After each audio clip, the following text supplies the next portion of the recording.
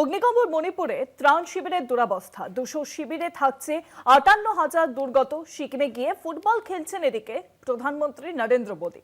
মণিপুরে অমানবিক জীবন কাটাচ্ছেন শরণার্থীরা। অন্যদিকে সিকিমে গিয়ে দেখা যাচ্ছে যে প্রধানমন্ত্রী তিনি ফুটবল খেলছেন। এই ছবি সামনে আসছে অগ্নিগর্ভ মণিপুরে। যখন ত্রাণ শিবির নেই, সিকিমে গিয়ে ফুটবল খেলছেন সেই মুহূর্তে মোদী। এই ছবি সামনে আসছে। এই নিয়ে শুরু হয়েছে ইতিমধ্যে রাজনৈতিক চর্চা। অগ্নিগর্ভ মণিপুরে ত্রাণ শিবিরের দুরবস্থা, সেই ছবি দেখতে পাচ্ছেন। অন্যদিকে দেখা যাচ্ছে যে সিকিমে গিয়ে ফুটবল খেলছেন প্রধানমন্ত্রী। অগ্নিগর্ভ মণিপুরে ত্রাণ শিবিরের দুরবস্থা। 200 শিবিরে থাকছেন 58,000 দুর্গত। 200টি শিবির এবং সেখানে 58,000 দুর্গত মানুষজন থাকছেন। এবং এই অবস্থা যখন মণিপুর জুড়ে, তখন সিকিমে গিয়ে ফুটবল খেলছেন মোদী। তাহলে কি ভাবছেন তিনি? মণিপুর নিয়ে কি কোনো চিন্তা ভাবনা নেই কেন্দ্রের? এই বিষয়টি বারংবার সামনে আসছে। আমরা দেখেছি যখন মণিপুর অগ্নিগর্ভ পরিস্থিতি তৈরি হয় তখনও পর্যন্ত কোনো কেন্দ্রীয় নেতা সেখানে যায়নি, একটা কথা পর্যন্ত বলেনি। আর এবার মণিপুরে ত্রাণ শিবিরের যখন দুরবস্থা, সেই আবহে দেখা যাচ্ছে সিকিমে গিয়ে ফুটবল খেলছেন মোদী। দুটো ছবি আপনাদের সামনে তুলে ধরছে এই মুহূর্তে। মণিপুরের ত্রাণ শিবিরের দুরবস্থা। 200টি শিবির, সেখানে থাকছে 58,000-এর বেশি মানুষ। আর অন্যদিকে সেই আবহেই দেখা যাচ্ছে যে সিকিমে গিয়ে ফুটবলে মত্ত প্রধানমন্ত্রী। ফোনলাইনের সঙ্গে রয়েছেন প্রতিনিধি অঙ্কুর ভট্টাচার্য। অঙ্কুরদা, মণিপুরের অগ্নিগর্ভ পরিস্থিতি এবং মণিপুর জবে থেকে আমরা দেখেছি যে অগ্নিগর্ভ পরিস্থিতি তৈরি হয়েছে, কোনো কেন্দ্রীয় নেতা সেখানে যায়নি, একবারের জন্য টু শব্দ পর্যন্ত করেনি। এবং দেখা যাচ্ছে যে মণিপুরের এই দুরবস্থার মাঝে 200টি শিবির এবং সেখানে থাকছেন 58,000 মানুষ। মানে যে অবস্থা তৈরি হচ্ছে, সেখানে প্রধানমন্ত্রী না গিয়ে তিনি সিকিমে ফুটবল খেলছেন। রাজনৈতিক মহলে কি প্রতিক্রিয়া এই বিষয়টি নিয়ে? দেখো, 2023-এ যখন এই পরিস্থিতির সূত্রপাত হয়েছিল, তারপরেও আমরা দেখেছিলাম প্রায় 3 মাস পরে বাদল অধিবেশনে গিয়ে প্রধানমন্ত্রী 3.5 মিনিট সময় দিয়েছিলেন তার বক্তব্যে, তার ভাষণে মণিপুরকে। ফলে বোঝাই যায় যে বিষয়টি নিয়ে তার মন কি বাতে তিনি কোনো জায়গা পাননি 3.5 মাস ধরে, যখন মণিপুর জ্বলছে 3 বছর আগে। এখন যে হঠাৎ করে বিরাট কিছু পরিবর্তন হয়ে যাবে এমনটা নয়। তারপরে আমরা দেখেছি মণিপুরে বিজেপির তো ডাবল ইঞ্জিন সরকার ছিল এবং সেই সরকারের তারপরে প্রায় বহুদিন ধরে রাষ্ট্রপতি শাসন চললো। সেটাকে যখন আবার অর্ডিন্যান্স করে আবার 6 মাস বাড়ানোর সময় এসেছে, তখন এই জোর করে এই ওয়াইকে সিংকে নতুন ভাবে মুখ্যমন্ত্রী করা হলো এই ফেব্রুয়ারিতে। তারপরে এই ওয়াইকে সিং কি করেছেন, তিনি জিরিবাম, তারপরে ওই কুকি, মেইতেই, নাগা এদের সকলের সঙ্গে অনেক যদি 7 তারিখে দেখি, 7 তারিখে দুটো বাচ্চাকে মেরে দেওয়া হলো এবং এখনো পর্যন্ত আজকে 30শে এপ্রিল, 7ই এপ্রিল থেকে 30শে এপ্রিলের মধ্যে 11 জনের মৃত্যু হয়ে গিয়েছে। এবং মূলত গুলো ঘটেছে এই নাগা অধ্যুষিত যে ডিস্ট্রিক্ট গুলো রয়েছে। মেইতেই অধ্যুষিত বিষ্ণুপুরে মারা গেছে 5 জন, অন্যদিকে নাগা অধ্যুষিত উখরুল জেলায় নিহত হয়েছে 4 জন নাগা, 1 জন কুকি।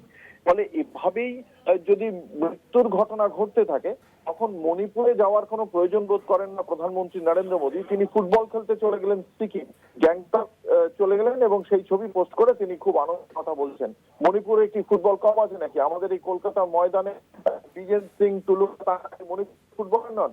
মণিপুরের ফুটবল, সিকিম গোল্ড কাপ যেমন হয়, মণিপুরের ফুটবলাররাও যথেষ্ট দামি। প্রধানমন্ত্রী নরেন্দ্র মোদীর ইচ্ছা হলে তিনি মণিপুরে গিয়ে একটু ফুটবল খেলে আসতে পারতেন। কতটা সাহস তিনি আজ অব্দি দেখাতে পারলেন? গত 3 বছরে এই সাহসটুকু তিনি দেখাতে পারেননি যে মণিপুরে গিয়ে তিনি ঘুরে আসবেন। ফুটবল খেলা তো অনেক দূর কি বাত। তো তিনি মন কি বাত করবেন, তিনি ফুটবল খেলবেন, কিন্তু মণিপুরে যাওয়ার সময় পাবেন না প্রধানমন্ত্রী। মণিপুরের মানুষ, 58,000 মানুষ নর্দমার ধারে, তারা দিনের পর দিন 3 বছর ধরে তারা পড়ে রয়েছেন। তাদের এবং বাড়ির যে সমস্ত মহিলারা ধর্ষণের শিকার হতে পারেন, সেই কারণে যে সেফ হাউস গুলো বানানো হয়েছে, সেই সেফ হাউস গুলোতেও তারা যেতে ভয় পাচ্ছেন। একদম নর্দমার পাশে তারা, শৌচাগারের পাশে তারা ঘুমিয়ে দিন কাটছে তাদের। এবং এই সমস্ত কিছু জানেন না প্রধানমন্ত্রী নরেন্দ্র মোদী বা মণিপুর সরকার, এমনটা তো নয়, তারা সমস্তটাই জানেন। কিন্তু তারপরেও এটার জন্য 3 বছর ধরে যে রাজ্যের এই অবস্থা, তার জন্য কোন রকম মানে প্রস্তুতি আছে, কোন তৎপরতা আছে? ডাবল ইঞ্জিন সরকার বলে লাভ আছে বিজেপি। কি করেছে মণিপুরে সেটা তো এইখানকার মানুষ দেখতে পাচ্ছেন। শুভাঙ্গী। অনেক ধন্যবাদ অঙ্কুরদা। ফোন লাইনের সঙ্গে ছিলেন প্রতিনিধি অঙ্কুর ভট্টাচার্য। ৩ বছর ধরে জ্বলছে মণিপুর, একবারের জন্য কেন্দ্রীয় কোনো নেতা মুখ খোলেননি এই বিষয়ে। এমনকি আমরা দেখেছি যে প্রধানমন্ত্রী তার মন কি বাতে পর্যন্ত মণিপুর নিয়ে টু শব্দটি করেনি। আর যখন অগ্নিগর্ভ মণিপুর ত্রাণ শিবিরের যখন দুরবস্থা, 200টি শিবির তৈরি করা হয়েছে, সেখানে থাকছে 58,000-এর বেশি মানুষ, সেই আবহে মণিপুরে যাওয়ার একবারও প্রয়োজন বোধই করলেন না তিনি। অন্যদিকে আমরা দেখছি যে প্রধানমন্ত্রী তিনি সিকিমে গেছেন এবং সেখানে তিনি ফুটবল খেলা একেবারে মত্ত, সেই ভিডিও তিনি নিজেই তার সোশ্যাল মিডিয়াতে পোস্ট করছেন, আনন্দ পাচ্ছেন। তাহলে মণিপুর নিয়ে কি কেন্দ্র একবারের জন্য চিন্তিত নয়? এই প্রশ্ন তো বারংবার উঠে আসছে। আমরা দেখেছি সংসদে পর্যন্ত একটি বারের জন্য তিনি কথা বলেননি, বাদল অধিবেশনেও তিনি একটি টু শব্দ করেননি মণিপুর নিয়ে। এবং এই একাধিক বিষয় বারংবার সামনে আসছে। এতদিন ধরে মণিপুরের অবস্থা শোচনীয়, 3 বছরের বেশি পেরিয়ে গেছে, তারপরেও কেন মণিপুর নিয়ে একটা কথা বলা হয়নি কেন্দ্রীয় নেতৃত্বের তরফে? স্বরাষ্ট্রমন্ত্রী অমিত শাহ তিনিও একটি কথা বলেননি মণিপুর নিয়ে। প্রধানমন্ত্রী তো ছেড়েই দিলাম সেই আবহে। এবং যেখানে অগ্নিগর্ভ মণিপুর ত্রাণ শিবিরের দুরবস্থা, সেই আবহে দেখা যাচ্ছে যে সিকিমে গিয়ে ফুটবলে মত্ত প্রধানমন্ত্রী, এবং সেই ভিডিও তিনি নিজেই পোস্ট করেছেন তার সোশ্যাল মিডিয়াতে, এবং তা নিয়ে ইতিমধ্যেই চর্চা ইতিমধ্যেই উঠছে। যেমনটা আপনাদের জানাচ্ছিলাম, অগ্নিগর্ভ মণিপুর 3 বছরের বেশি সময় ধরে এই অবস্থা, কিন্তু প্রধানমন্ত্রী তিনি একটি বারের জন্য একটা কথা বলেননি মণিপুর নিয়ে। মণিপুরের দুরবস্থা সম্পর্কে তার যে তিনি যে কিছু জানেন না এমনটা মেনে নেওয়া অসম্ভব। এবং সেই আবহে দেখা যাচ্ছে যে সিকিমে গিয়ে ফুটবল খেলছেন প্রধানমন্ত্রী। এই ছবি একাধিক প্রশ্ন ইতিমধ্যেই তুলে তুলছে।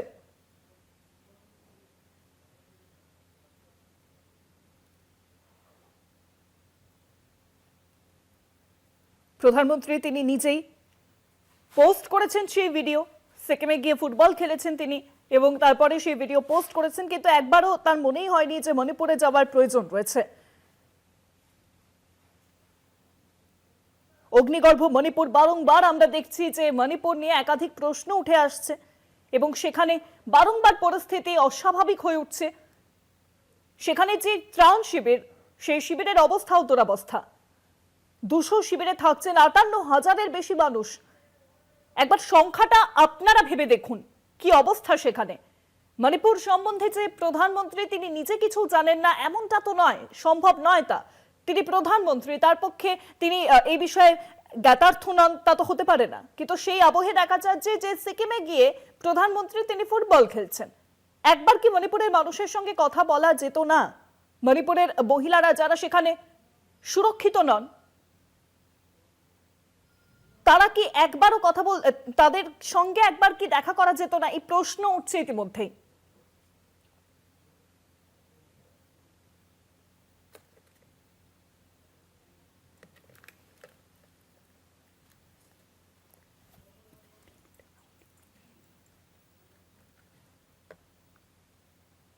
অগ্নিগর্ভ মণিপুর ত্রাণ শিবিরের দুরবস্থা, 200 শিবিরে থাকছেন 58,000-এর বেশি মানুষ।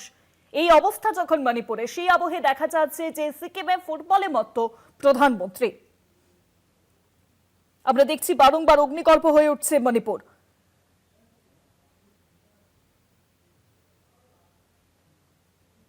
গত শনিবার যে ছবি আমরা দেখেছি যে একটি প্রতিবাদ মিছিলকে কেন্দ্র করে চরম উত্তেজনা ছড়ায় ইম্ফলে। মিছিলটির গন্তব্য ছিল মুখ্যমন্ত্রী খেমচাঁদ সিং এর বাসভবন, কিন্তু তার আগে বিক্ষোভকারীদের আটকে দেয় নিরাপত্তা বাহিনী। একাধিক ছবি বারংবার সামনে আসছে।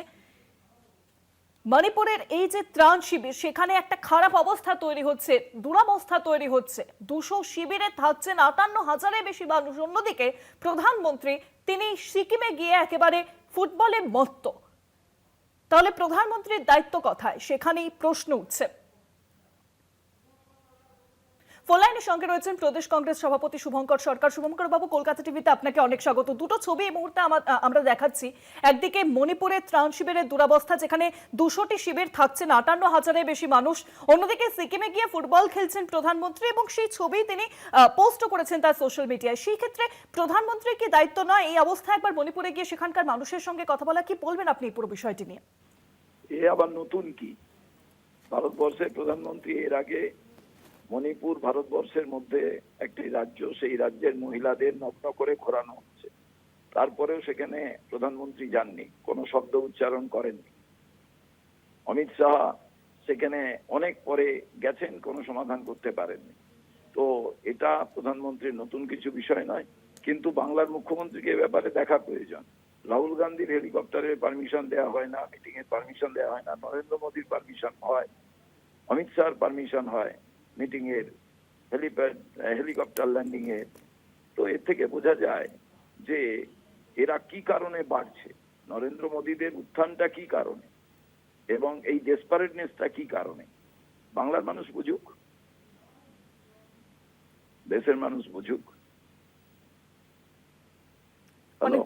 অনেক ধন্যবাদ আপনাকে।